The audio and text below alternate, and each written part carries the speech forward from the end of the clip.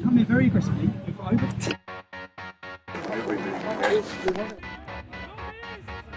It's a question of symbols, really. What you're actually seeking to do is kind of bring them down a little bit, a way of humiliating the policy issue concerned.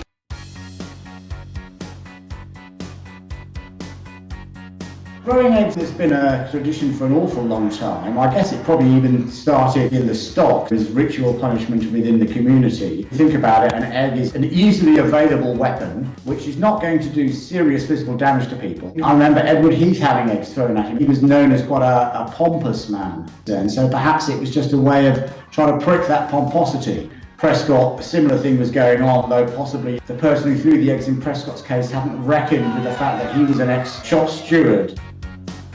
Viscount Castlereagh, a Tory who was from Northern Ireland, canvassing in Northern Ireland, and he had a dead cat thrown at him. Apparently, he saw the cat coming, and he managed to duck his head, and he avoided it, and as a result, he got a round of applause from the crowd. So, how you react to the humiliation, in a way, could redound to your benefit.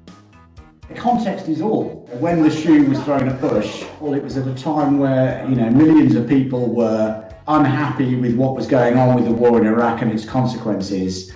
That was symbolically powerful. It was a tradition in the Arabic world that throwing the shoe was a sign of disrespect, and therefore there was a specific cultural reason for doing it.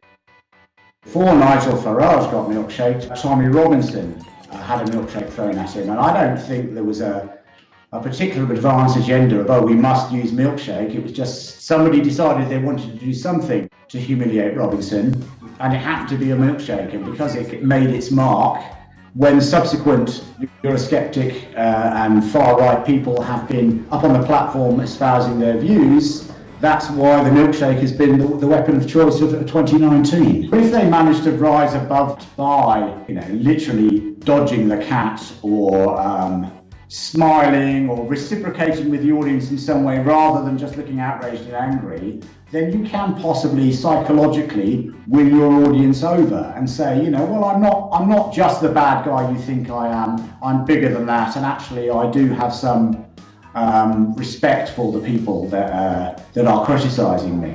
Obviously not one of my fans. No.